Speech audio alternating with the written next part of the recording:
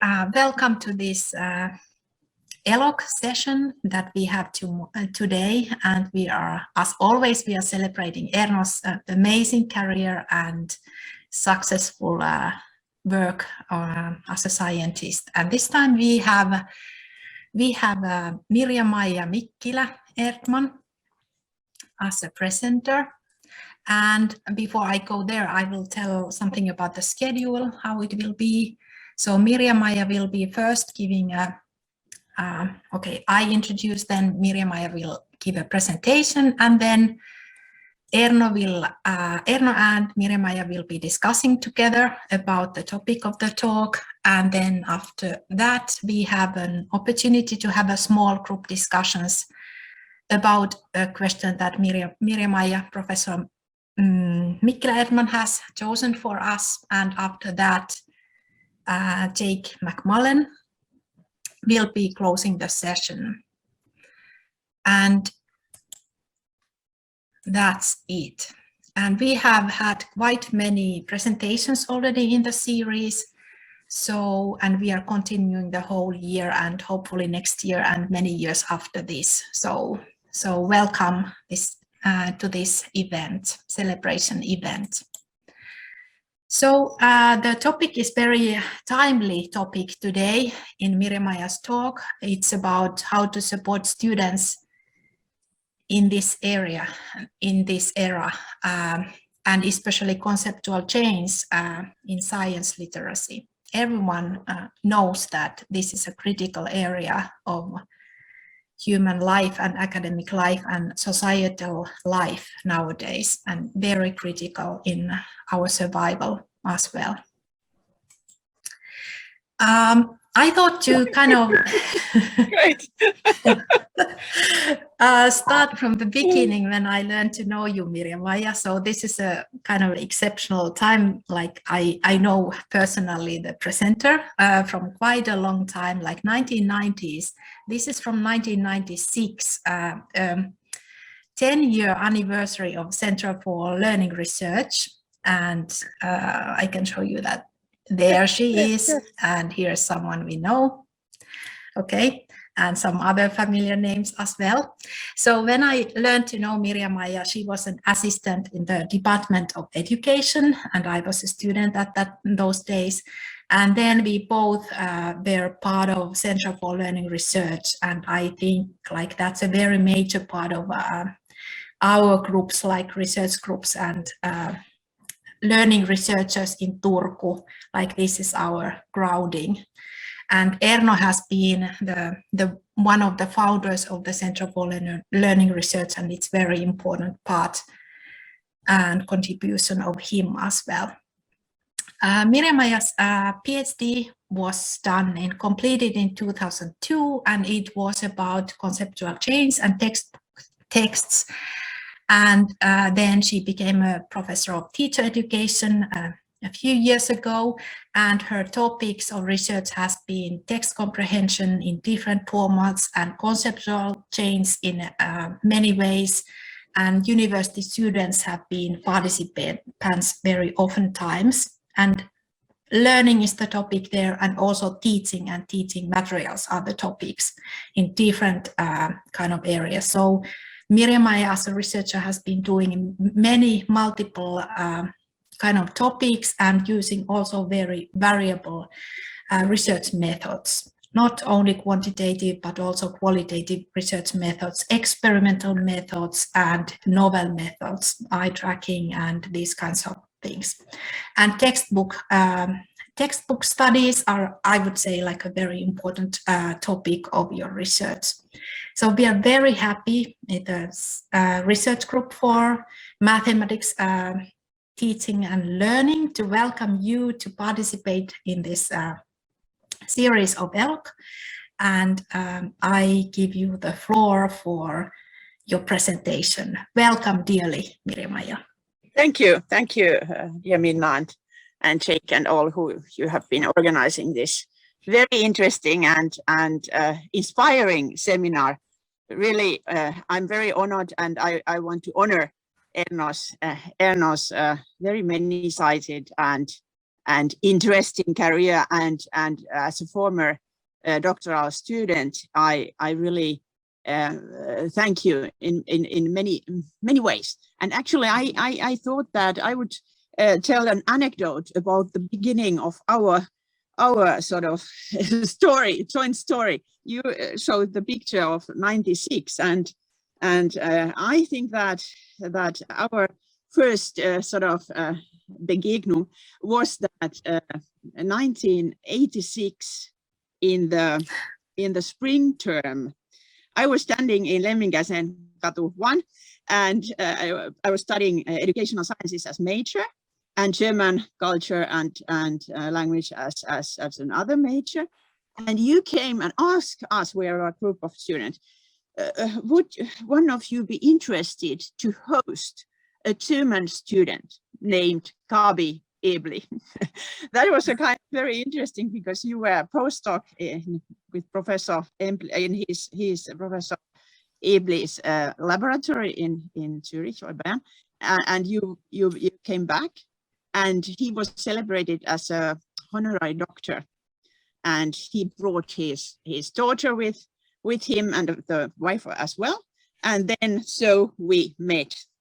And I would say that this kind of German language and culture is one of our common interests, because the second very important step in my life was that I was interested to do a research practice. And I asked you, would you have a sort of place for me? Or of course, you said in a minute, of course. And then it came up that was the first Finnish Academy Finance project, EDIT project, with Maria Vauras together. And so that was the second very important step. And the third one was that I had a crazy idea. I want to study in Germany, in the country of philosophers and great authors. And nobody was interested in that time to go to Germany. Everybody wanted to go to US, but you figured out that was a good thing. And so I found Tübingen, and that was very interesting, because Heinz Mandel and Wolfgang Schnotz, Mandel was one of, I think, the founder of early organization, was there, and I had the possibility to do my master's thesis there and collect empirical data with Wolfgang Schnotz, and so this story started there, or carried on there, the German language and culture part of my life. So thank you that I can be part of this colloquium. And now I try to share, if it's okay, I share my slides now, or try to find them here. Okay. And now we switch to the wicked problems. Minna made a nice introduction that this kind of sort of phenomenon, which can be called conceptual change, has been one of those, also those which are common in our interest with Erna and myself, that has been started already actually from the first research practice and followed till this time. And now I think nobody of us would have thought how important it is nowadays to have competence in science, in scientific thinking, and in science-based, evidence-based behavior. This issue has become more and more important in this very, very tricky and difficult, wicked time, because of COVID. And so I first why is it so? Okay, first would like to start with wicked. What is wicked problem? Because we are always thinking, okay, problems, you can solve them. But by wicked, we mean that these problems are often very tricky because they are systemic. They are multifaceted. The problems are changing. Because of that, they are severe. And a very good example is COVID, climate change, and these kind of problems concerning biodiversity or loss of biodiversity. That means that we have to, also as adults, we have to update our understanding. We have to be aware of these problems. We have to sort of search for new information and above learn new things on behavioral level. And that is very, very challenging. And now actually when I'm talking about science problems, I use the word, I would like to use the word or explanation or translation in Finnish language, because we have tiede as a kind of more broad concept than in Anglo-American, which science is referring to natural science. But in Finnish, science is also humanities. And because of that, I want to emphasize that although I'm talking about science in natural science problems, which influence our everyday life like COVID, I also emphasize that it's extremely important to keep in mind human sciences like, or human or social sciences like education, because we need, we have a very important contribution to that discussion, how our human behavior can be changed and how we can contribute that. And also, of course, we are talking about values. What are the values behind these behaviors? So human sciences are very important as well.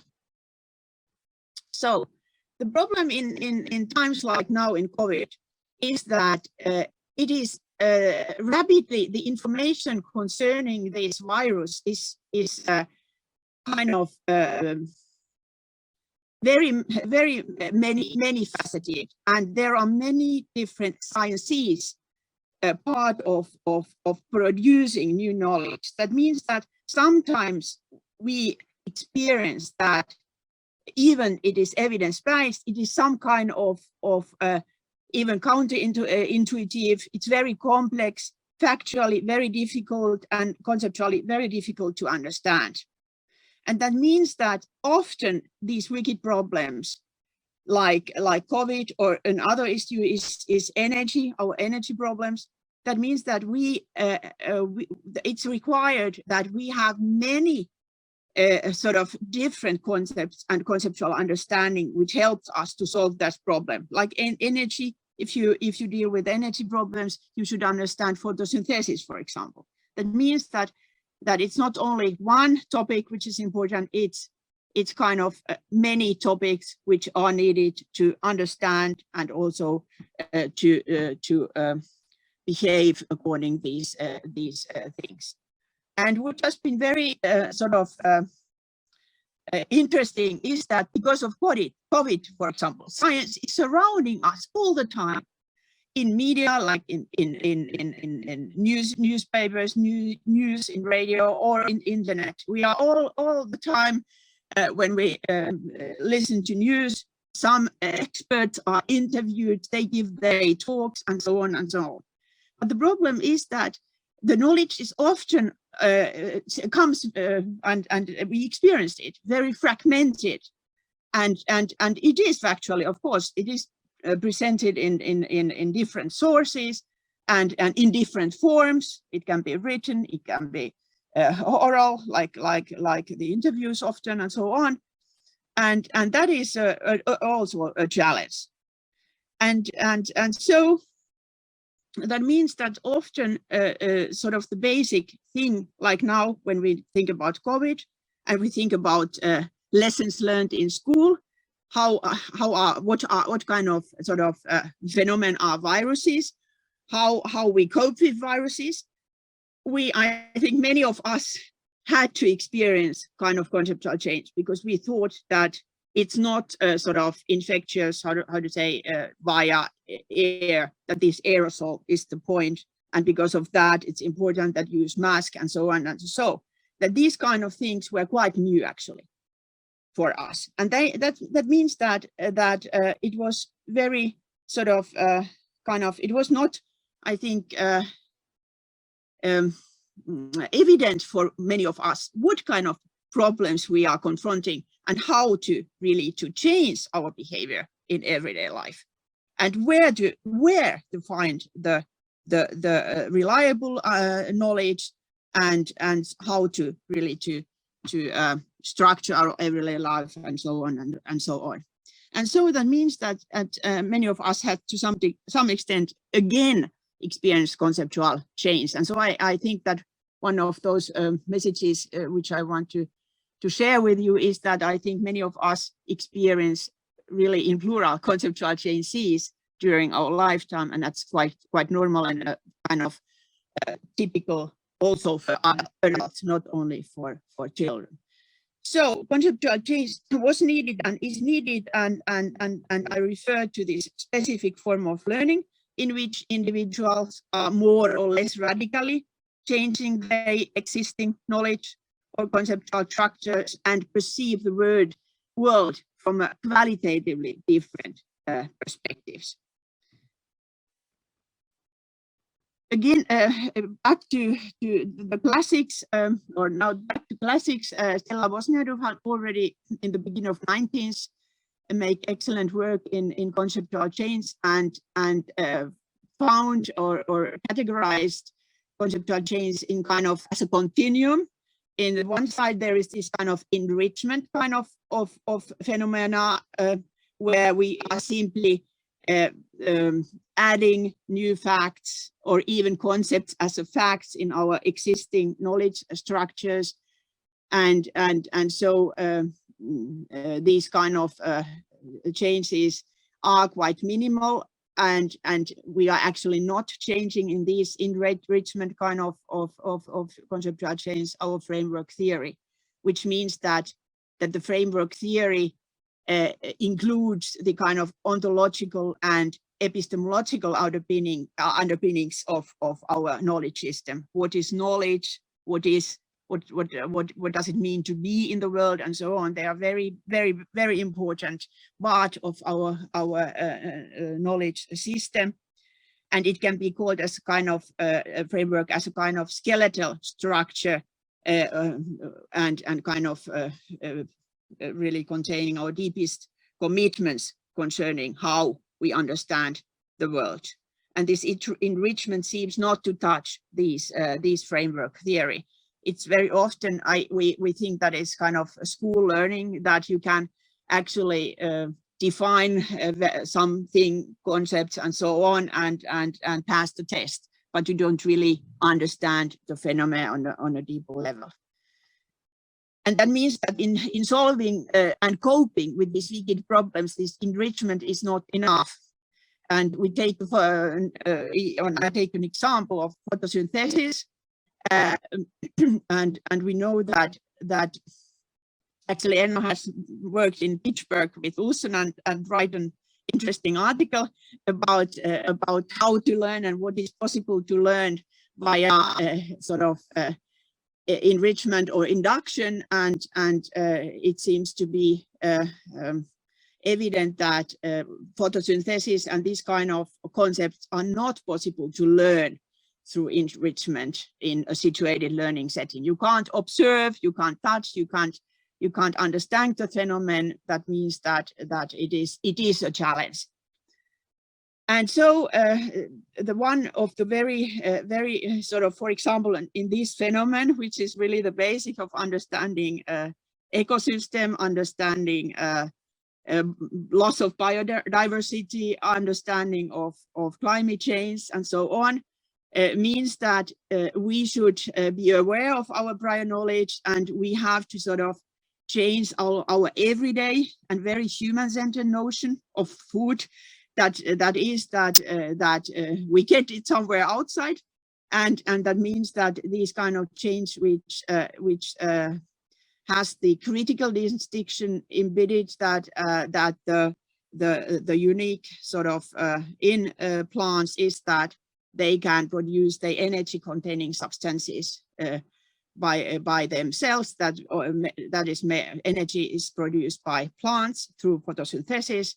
And the other kind of nutrients, which many of us think like water and so on, and nutrients, they don't provide energy to the world. That is a very typical sort of challenge, which some of us have experienced even in I mean, that these kind of conceptual changes take place, and by enrichment we don't reach this understanding.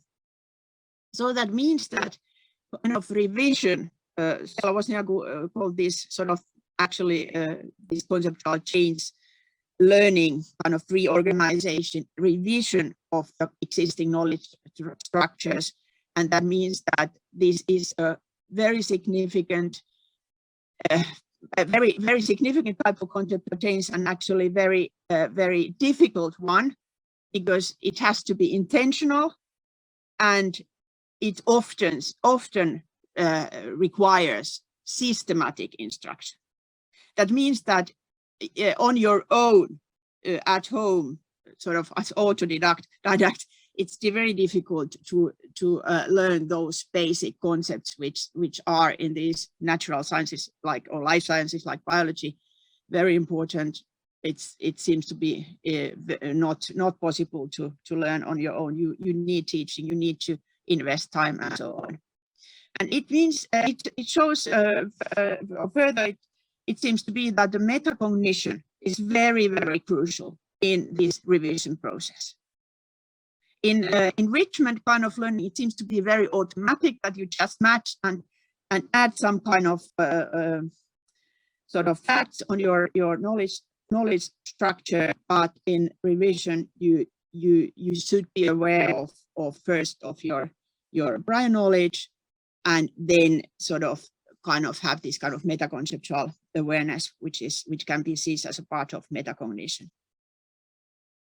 And the online methodology, which we have used and other colleagues have used, like eye tracking, have indicated that this conceptual change is really a gradual and long-lasting process in which we revise our existing structure. And that is a very tricky problem, because it seems to be that many of our students are not so sort of, or we are living in a hectic world, that we are not anymore reading so much. We are not perhaps investing, our students are not investing so much time in studying, and that is a very challenging thing, because it seems to take time.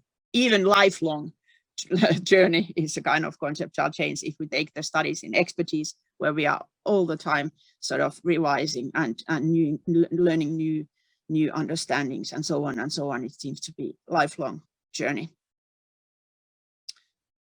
And so another aspect which is very seems to be very important is that the meta-conceptual awareness, which I referred to, that we have to become aware of our previous knowledge and models. But in a way, it goes even further, that we have to reach the so-called epistemic level, which Kitchener calls epistemic cognition, which means that we, in a way, we have to activate this kind of epistemic awareness when we really want to understand these difficult, challenging problems. So epistemic cognition, by epistemic cognition, we refer to how people acquire, understand, and change knowledge, and in a way, how they become aware of that informal and informal setting. And that seems to be a very sort of interesting phenomenon nowadays, when we are living in the times where the internet plays a so important role in our everyday life. How is this kind of epistemic cognition influenced by our sort of behavior in internet and so on? Now I would go to some empirical observations in a way to sum up a little bit these conceptual change studies we have been doing. We have worked with medical students. Erika was also at that time part of our research group, and we found in our studies that these highly selected medical students had also very many alternative models and even models consisting of misconceptions in the first year before the introduction course on cardiovascular system. That we actually were quite surprised that even in these kind of science phenomena like and a very important phenomenon in science and medicine. One of the basic systems in medicine, cardiovascular system, that they had some problems to understand, although they had most of them take part in the preparation course for the medical studies and so on and so on. And the problem was that they had problems to understand this double loop system, this or this synchronous systems of working of two systems, and how to understand both sort of systems at the same time, and heart and lungs, and that is one sort of indicator that the systems are difficult to understand, although this topic is dealt on the primary level in our comprehensive school, for example. And then we carried on with our class teacher students, which have a very important role in teaching science, all kinds of sciences. We have ympäristötieto, which is a kind of combination of biology, physics, chemistry, health sciences. So teachers or classroom teachers teach 60% of science content in our comprehensive school. They have a very important role. So supporting students to construct kind of science understanding and facilitating these conceptual changes. And we see that teacher's role can be considered, along Vygotsky, as a kind of mediator or translator between everyday life and science life, or even scientific world. And this role is not evident for all of our students. And we had a case study where the topic was photosynthesis, and we found that half of our students had severe misconceptions concerning photosynthesis.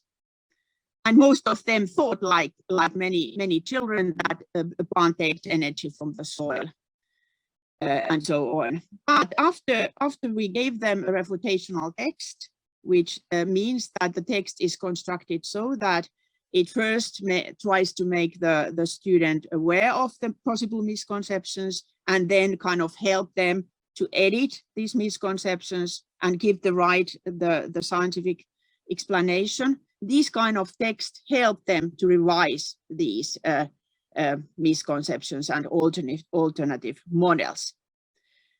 So that was actually quite first very worrying, and it still is kind of sort of observation which we should keep in mind when we make our curriculum for teacher training program, how we sort of make sure that our students can be able to sort of teach those main things. And then the second thing is that there were some students who have kind of synthetic models, which means that they partly had learned the right understanding and the scientific understanding about this phenomenon, but there were still a kind of mixture of their everyday knowledge embedded in the model.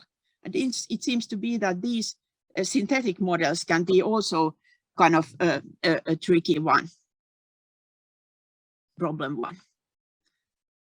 Yeah, now I would like to think, why do our highly selected students have alternative models or even misconceptions or synthetic models? Why is it so difficult to sort of to learn these things, and above all to apply this understanding, this conceptual understanding in tasks, which, for example, we use where you really have to solve a problem, not just define the problem. And I think there can be, of course, many explanations and speculations. I would like to talk with you about that, but I think that one thing is that these phenomena are very complex, that they are very complex and difficult to understand. And perhaps also that we are used to kind of tradition that many of us were taught, so that science is a kind of collection of facts, not so much we were not so much dealing about this conceptual more holistic understanding about the phenomena, and above all, this conceptual understanding was perhaps not in the middle of our learning at schools. And very often we live in two worlds. We live in in the world of science, and then in the world of everyday life. And we know that when our everyday models work, there seems to be no need to change. And actually, I can remember Dr. Kaarina Merenluota, who was working with you as well. And I think that you were interviewing professional mathematicians who told that they have the everyday number concept when they buy some milk in the shop, and they always of course they are aware about the different number concepts, but that means that even expert, we are sometimes or quite often actually living in two kinds of world, that we also have to be aware of our biases. And so we think that teacher education really matters. And now I would carry on to deal a little bit with teacher education, and again make a reference to Erno, who has been working almost all your career in teacher education, and he has also been part of developing our research-based teacher education model, where the research methods courses are were designed as a kind of hands-on learning environment called Researcher Workshop, which has been one trial to help our teacher students to cope with these different problems, different contents, different problems they will be confronting when they teach the next 30 years, that the kind of research skills can be considered as a basis for building the teacher competence. And so we were happy to go the research project with Riitta-Leena Metsäpelto, University of Jyväskylä, in which we are dealing with how our selection methods are predicting predicting the competence development of our teacher students. That means that the project is called Student Selection and Competence Development in the Continuum of Pre-service and In-service Teacher Education. That means that we are our starting point is that competence consists of many, teacher competence consists of many competencies. That means that one very important part is this cognitive competency, which means that the scientific thinking and understanding about learning and really metacognitive skills are very important in teacher learning and teacher profession. And so we think that these kind of the development of cognitive but also non-cognitive competencies are important, and we want to investigate how our students develop these competencies during their initial teacher education, and how do these competencies acquired are predicting the success in the working life. And so we also include in these competencies, of course, the situation-specific skills, which are needed in classroom situation, for example, and some colleagues call this professional vision or clinical eye in medicine. That means that teacher has to be able to perceive perceive the essential things in learning situation, in very rapid interaction situation in classroom, and have to have this critical eye and understanding, and be able to make decisions, we hope, where some kind also evidence-based what they are doing when they are doing the pedagogical planning or choices in the classroom situation. So the Turku study, the Jyväskylä is just short, Jyväskylä is doing research more on big data, and they are actually investigating the validity of our entrance examination, which has been reformed thanks to our OVET DOORS project, which was financed by the Culture and Minister of Culture and Education, and they are Jyväskylä is sort of investigating the what kind of students we get with this with this entrance examination, and how successful is our system. And we are in Turku, we are interested in how our students are developing their scientific thinking across time. That means that like we're already dealing, our teacher students have to be able to understand very high-level science phenomena, and have to be able to learn new during their career. And often the subject taught in schools are multidisciplinary, and so we are interested in how the kind of evolution of scientific thinking in initial teacher education is taking place. And in this first, we start actually when everything goes fine. We start this spring with our case studies using also eye tracking, and we would like to see how our teacher students interpret and understand scientific texts about educational phenomena, and how they look for patterns of evidence and draw conclusions, and sort of try to base their possible pedagogical solutions on evidence.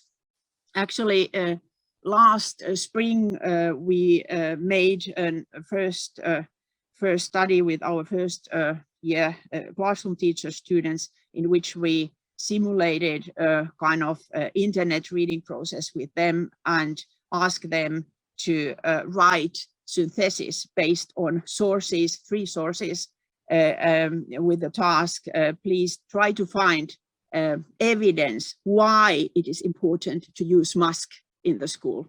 That the topic was very, very sort of up to date and not educational, but we thought that it's interesting to first start to deal with this topic and try to find out how they can find the relevant information, reliable information, in order to write the synthesis on which they base their decisions in the classroom. That will be the second study with these case studies about eye tracking, with eye tracking methods, and after that interviews and so on. And then we try also to include classroom interaction in our studies, and have the research question: how do students perceive and interpret pedagogically critical classroom events and focus their attention? And we are sort of using video recordings and applying these professional vision studies, and are happy to have Espo Suitsen and Hans Gruber also in our steering board, and as collaborators in this project, who have been working in that with that methodology and area as well. And we sort of anticipate finding a change over time, that they can more easily monitor their attentional processes and find more critical events in which they build their pedagogical solutions and actions in the classroom. But one thing which seems to be very, very important now is that our students need really high-level science literacy. And now I would go to and deal with the topic, what does it mean actually, science literacy in nowadays? We started with conceptual change, which I would think that is a kind of prerequisite for science literacy, but now we can deal more what does actually that mean, because now science is also including this very important sort of concept, scientific, mikä on suomen tiede lukutaito, in which this scientific is implicit, and that means that in order to understand science, natural science or human science, we should also understand how science works. That means that science is a process involving robust method, that science has always a method, seeking and validating truths about the natural world or other phenomena. And so we need science and scientific method to solve our pressing and wicked problems in our current societies, like we know COVID, but also these kind of food shortages, water scarcity, and so on. And so we have many problems nowadays, which really suggest very high level science literacy. And that means that science literacy seems to be a very dynamic construct in which the methodological understanding and how really science works is in the middle. It was actually quite interesting in Finland, if we compare Finnish situation with COVID to other countries, that we sort of managed in the first and second, third wave quite well. And one speculation, I think, was that in a way we have a kind of culture of trust, and trust, we are trusting our experts also who were interviewed, and so on and so on. But we know that now the times are also changing. And so if you think that we adults, we actually tested about this ELOC study, which is a kind of PISA for adults. And actually our colleague Johanna Kaaginen is one of this group, and Jean-François was leading, a very good friend of Eno as well, early colleague. And they have actually a very nice definition that this digital reading is one of very central aspect of our science literacy currently. That means that we are actually supporting active participation in society via supporting students and also adults to get these skills. And that means that literacy in that sense is accessing, understanding, evaluating and reflecting on written text in order to acquire one's goals, to develop one's knowledge and potential to participate in society. That is in a sense very important also in our democratic societies, that we have these skills and most citizens have these skills. And so in science literacy, there seems to be two parts, the kind of this knowledge conceptual part of big ideas and understanding that, but also this kind of cognitive skill and above all reading. Reading seems to be in print reading and digital reading seems to be a very important part.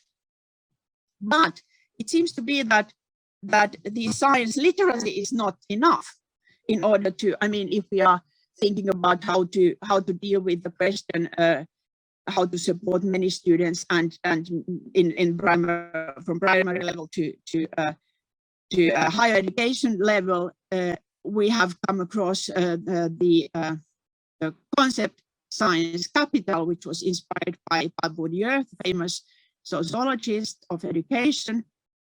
That means that science capital seems to consist of science-related cultural capital, science-related social capital, science-related behaviors. And that means that there are boring science in European societies and also in Finland, that these kind of lacking of this science capital may have profound consequences for sort of how our citizens are able to participate in the society.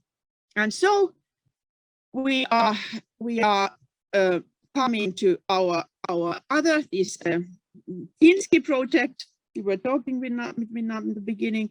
That means that we found that this kind of project which concentrates on kind of Finnish science capital is needed. And so I shortly summarize our main starting point. We just started our research, and it's a big consortium. That means that we are Turku University. Dr. Kaginen is leading. I'm the deputy, and then Helsinki University Neuroscience is part of that, and educational science from Joensuu, and the science centers, Heureka and Finnish science centers are there, and our interaction specialist is Kopea. And so we are dealing with these things, which is actually a part of this science capital, theoretical sort of understanding about science capital. That means that science knowledge and skills are important. We have been talking about these kind of conceptual change challenges, science literacy challenges. That is the kind of starting point, but we have to be careful what kind of attitudes towards science we do have and our students have in schools, and what kind of science-related activities are sort of visible in their everyday life, and what kind of science-related social networks do our students have. And so one thing which I want to emphasize in this, that we want to support sort of wise everyday decision making, and try to investigate what kind of prerequisite do our students in different age groups and adults have and need in order to avoid kind of these polarized opinions and manipulative sort of actions which are everyday life in internet, that we would have the capacity to find reliable understanding and knowledge also in internet.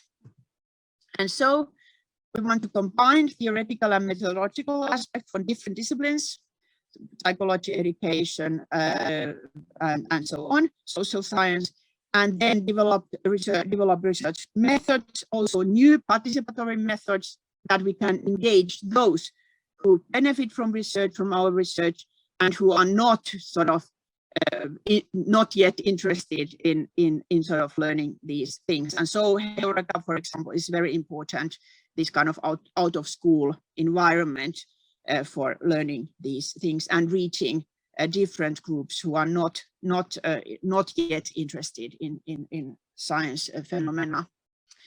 And here you can see our work packages, and we are really dealing in Turku with future citizen science, literacy, and everyday decision making. Joensuu is dealing with parent science capital and children's science literacy, and Turku psychologist is investigating emotions in knowledge acquisition, and Helsinki is dealing with neurocognitive processes in decision making, and Heureka is doing this democratizing science, and Kopea is engaging us and communicating our results and collaborating in disseminating. Yeah, and we hope that via this project we sort of enhance interest and trust towards science, and also give possibilities to use scientific knowledge or create new possibilities to use scientific knowledge in decision making, and also support the ability to evaluate the reliability of information. So, and now I think it would be perhaps time to switch to the discussion, or what do you think, Minna? Would it be now good to switch to the or should I carry on, or what do you think? Because I think it's a long monologue till now. But well, the next one was your and Erno's discussion together. So yeah, okay. That one, and then after that, when the time is up, then we will have the small group discussion. And I would have some ideas to close up also, but I think that would be perhaps no time. Yeah, like however. yeah, we could have a small discussion if it's okay. What do you think about these things? And yes, please. Okay, so thank you very much, Mirjamaija, for sharing these also the new research plans you have working on. So that's also interesting to know also what people have planned to do in future, not what they have done earlier. But of course, there is a very long history about these topics, and because in Turku we have been dealing with quite a long time, and now. Sorry, Mirjamaija, yes. Can you stop sharing so that we can see you both? Okay. Thank you. Sorry. Yes. So in the beginning, I think that the view was more in quite specific scientific concepts, also which were more or less isolated both from this kind of societal discourses and so on.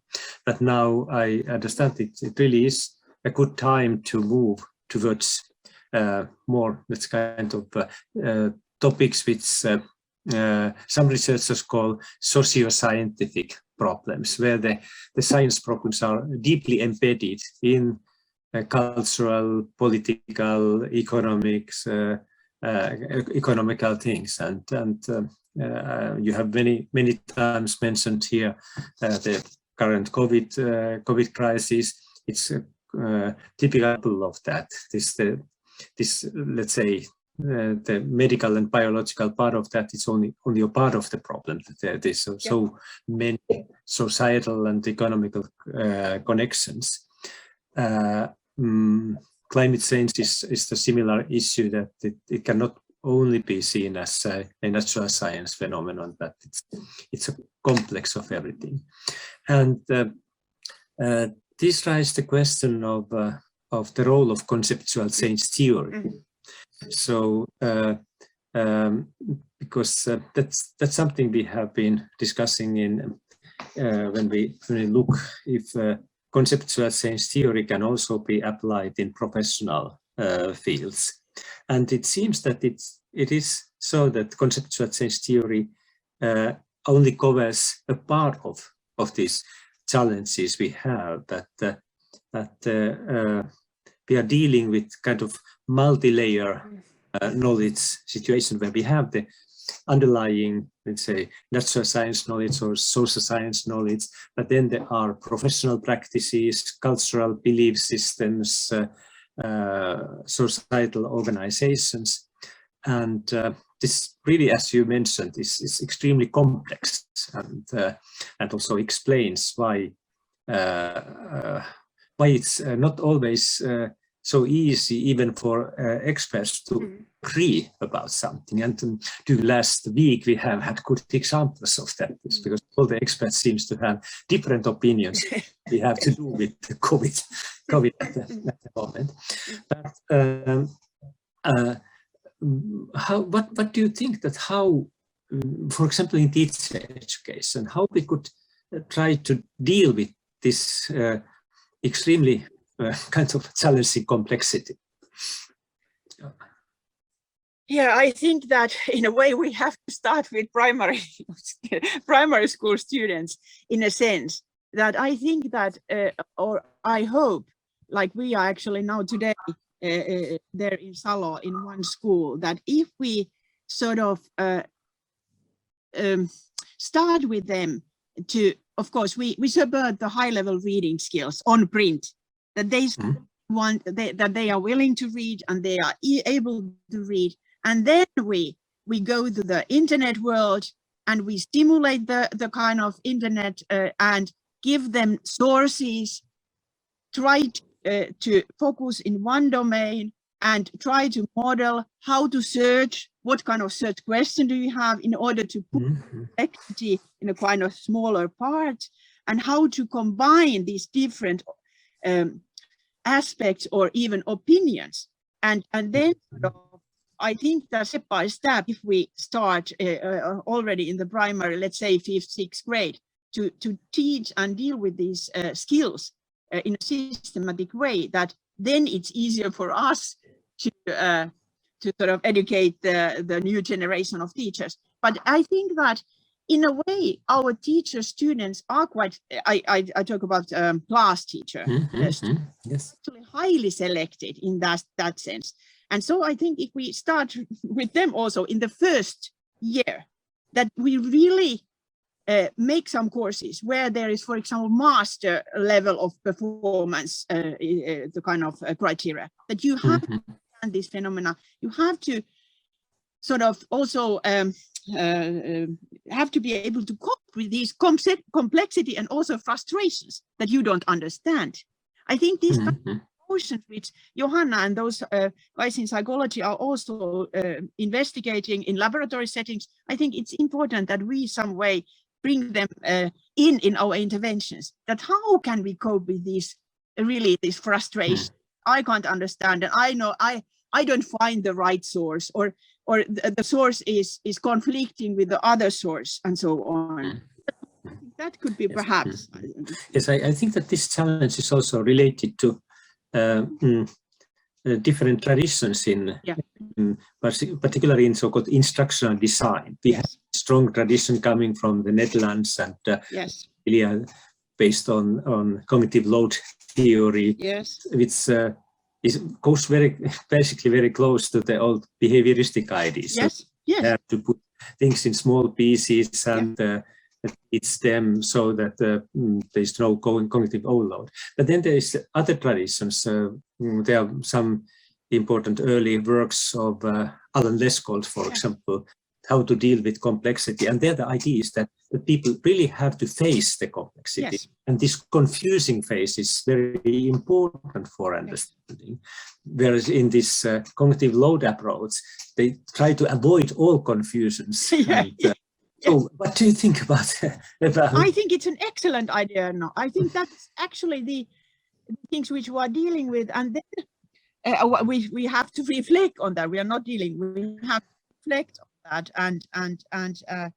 and really support our students that they sort of stay critical and in that sense also develop these meta cognition and meta conceptual awareness and this meta level, how science works. Because it was actually interesting now in this COVID that many of quite sort of qualified people did not understand that these meta studies are not yet there. That how the peer review mechanisms are working, how the whole articles and so are going, this review process and so on. The whole method was not visible for many.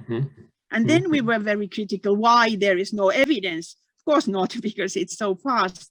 The phenomenon is faster than science and the scientific method.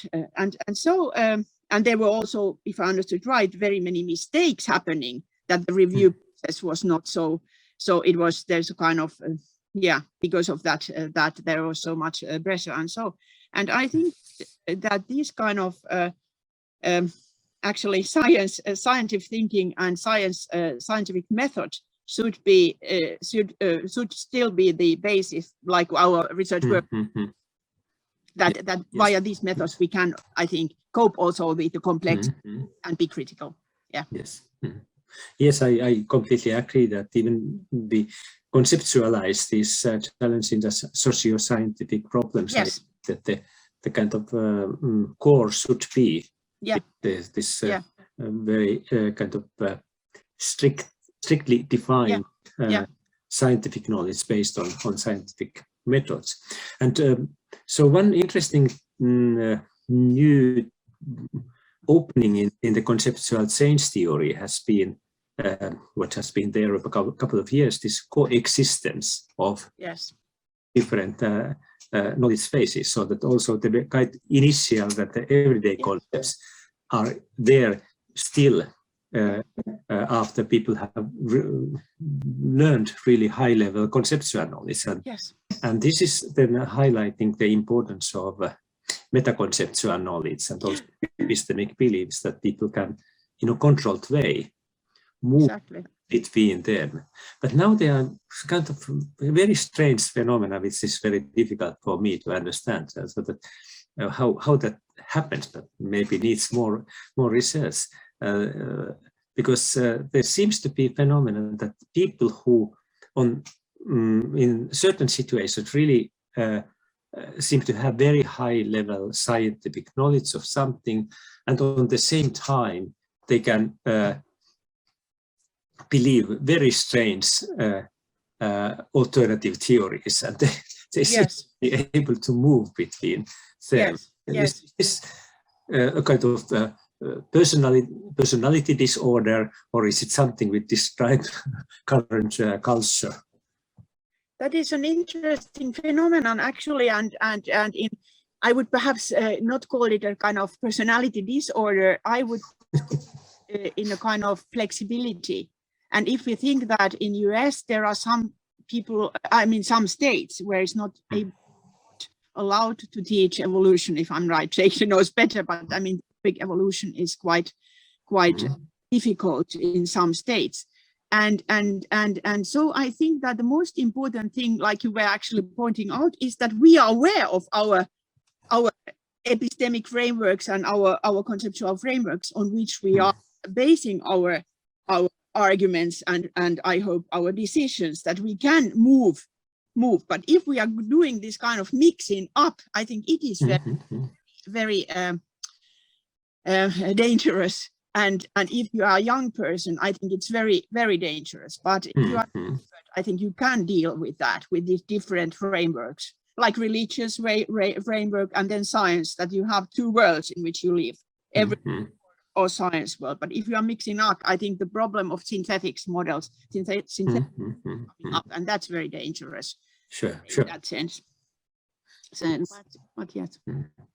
And then one specific finding you mentioned, which I think it's something we have to think very carefully, is that the teacher students have quite a lot of misconceptions about serious, this important scientific that we know it also that they have the similar problems with the mathematical knowledge, for example, very weak understanding and misconceptions about rational numbers.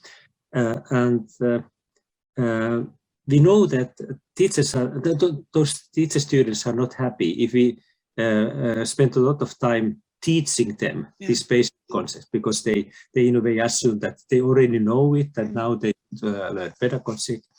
But do you think that this indirect way could work, that we could very deeply teach this epistemic beliefs and theory about misconceptions, and in a way help them then to realize that, okay, also have them in scientific knowledge and mathematical knowledge and so on? It's a very good suggestion. I think we need that, but then I think we really need kind of self-study modules, that we would say that it's a kind of appreciation about your future profession, that you have to be able to do the primary education, math, science, and so on with mastery learning. No mistakes. You have to be able to do that. And your task to test yourself, because we know that there are, for example, medicine, even very high expert levels, they have to test themselves regularly, that they can be part of society. It's not so that once you are, then you are forever. No, you have to be sort of following your profession. And so I think that we need both. We need really this kind of introduction to general science, science method, how science and epistemology and philosophy and so on, how it's working and how we are actually dealing with these things. But then I think we need, in a kind of, we have to deal also with values, that there are these values, what kind of values we are following actually in our teaching, in our kind of everyday life and so on, that we have to become aware of also our values, and we should be able to reflect and use kind of multiple perspective, flexibility and thinking, because we are adults. That is an important thing, that we want to train our teachers to be able to be adults, that they have they are aware of their values and about the different aspects, that how to interpret and understand phenomena, that they can be very different from their own perspectives, and that's of course suggest interaction, sort of discussions and interactions, but also kind of content, that this content knowledge is very important in teacher profession. Yeah. Mm-hmm. And then you mentioned behavioristic models, which actually are coming up quite strongly. Computers and education, you see that Bloom's taxonomy is referred quite often actually, which is very interesting. And at the same time, I see Mirva is there, my doctoral student, that we have been thinking about kind of that we have been neglecting teaching because we are so much focusing on learning. And now we things and also our values, that education matters, and the purpose of education is to socialize our students to the world, to the future. And so I think we need really both. Our students need adults who are competent and who really teach and show the way where they are going, but at the same time, they need a lot of support to reach these goals. Our curriculum is based on research. That is quite Finnish. Curriculum is based on sort of current understanding what is research, and that is a good starting point to Yes, and this kind of approach can also have phases where students face the complexity and have the situation where they, some period of time, are very confused and that do not know what to do, and then with the support of teachers and also the social support of peers can start dealing with them in a systematic way. And then it is important that what is the way how what the teachers particularly have to help them is to help them to find the way how to deal with it. Okay, that is interesting question. And you mentioned in the future citizen science. Yes. And that's interesting topics. Of course, we have some areas where we have already very long time have an impressive amount of citizen science. For example, the bird watchers have produced huge amount of basic information which then kind of professional scientists have applied, and I think in some other fields, in geology as well, there have been kind of amateurs who have been selecting stones and finding them and sending them to centers where they have been studied. But what do you think about the future of citizen science? What would be the kind of important new models and openings for that? Actually, I have not been thinking that direction. I'm not sure what should I say, because I think it's like you told, it's unique in these natural sciences, actually how independent they are, like the punkkitutkimus, these, I don't know how to call it. Yeah, they are really very using those observations of all of us, and we are the observations. I think I would actually like to share the ideas about the science capital again. Who are the people who are active? I think it's a quite small group, and I'm actually very worried about this group of people who are not interested in science, who are not reading, who are not following, and there is that the world of science or evidence-based behavior is so far away from their everyday life. Of that, I think that we need really this kind of participatory methods, which we try to use when it's possible. Because of COVID till now, we have not been able to go to Heureka and activate people and ask them and so on. And then we think we have a lot of hope in Finland, because our comprehensive school reaches almost all the children and early childhood. And so I think sometimes it is so, the children, when the teachers go to, let's say, Heureka, the science centers, or Kasvit ja Botanical Garden in Turku or wherever, the children are telling the stories at home and say, yes, mom, we can go there and we can share the ideas and so on and so on. And so I think that perhaps school can do something also to supporting citizen science, but what do you think, Erno, how to deal with these problems concerning interest of science and really missing kind of prerequisite children bringing they back to the school. How we stop this polarizing of outcomes. Yes. I think that the first step is, of course, that we should understand better this problem. Because this is not one problem. There are kind of many problems.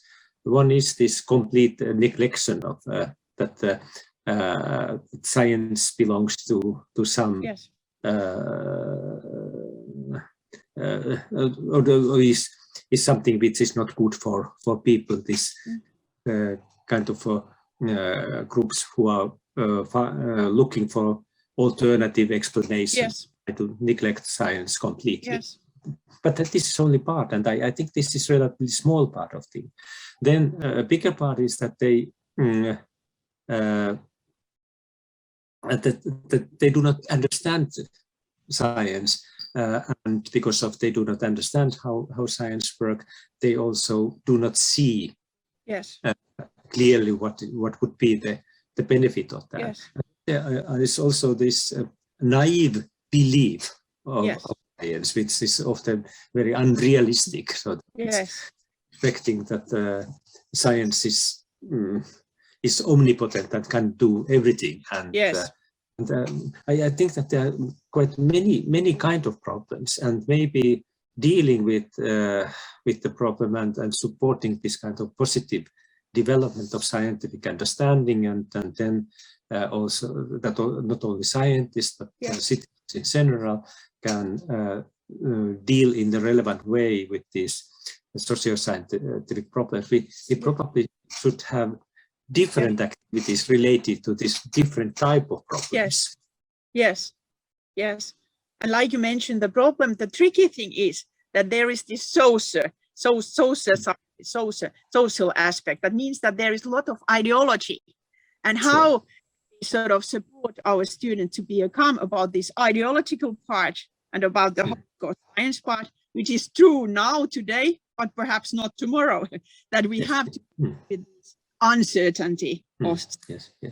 But people like ideologies, and we can also, for example, in educational sciences, theories which are somehow new and try to extend our understanding very easily become ideologies. So that originally theories, and then when more people start working on them, then they clearly becomes ideologies. I have experienced during my long history many times that.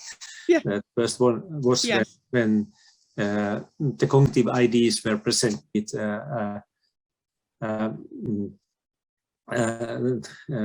and this was based on the criticism of dominating behavioristic ideas. They were very, let's say, clearly based on strict scientific argumentations and evidence in the beginning, but then quickly it became ideologies. The same constructivism, same for the cultural theories. They all have two phases. First, as a kind of scientific phase with scientific evidence and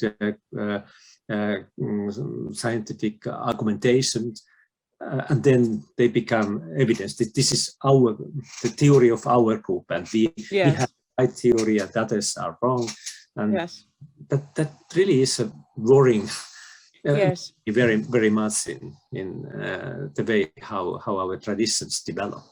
Yes, that's true. And actually, I think one thing which I would discuss with you someday is how could we support kind of clinical research in our field. This kind of really testing the methods to get this cumulative research, and try to falsificate and to get this is really the kind of basis of education, sort of more robust in that sense, that the ideologies could more be under control. And then the second thing, which I think is that the situation in the life we are living, that, for example, children are online already at very early age, all the time online, and there are people who are sending misinformation and who are manipulating and so on. How can we sort of protect our children from that and try to support them to become independent thinkers and so on? And that's I think we educationalists have a lot to do. Yes, yes. I think this might be a good moment to go, because it's an excellent introduction to the small group discussion question, which is, I can share it. So I will be sharing us into 4 rooms, and the lucky ones will get Mirjamaija and Erno in your room, and then we can discuss about this topic. This question, which is visible now. So what is the role of parents, school, teachers, and teacher education to support students in post-truth era to solve wicked problems? Yeah, just to say thank you, Mirjamaija, of course, for joining us and providing us with a lot of thought-provoking ideas.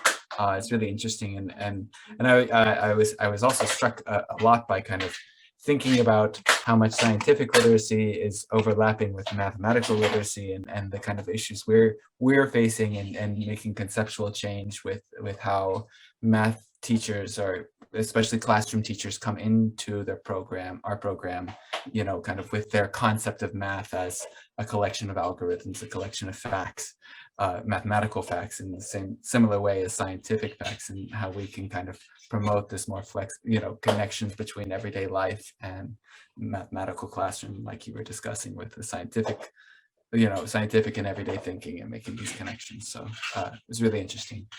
Thank you for that. And and thank you, of course, to Erno and Minna for the surrounding topics and conversations. So thank you very much for all of you, and all the best, of course, for Erno. I hope to see you soon. Thank you very much.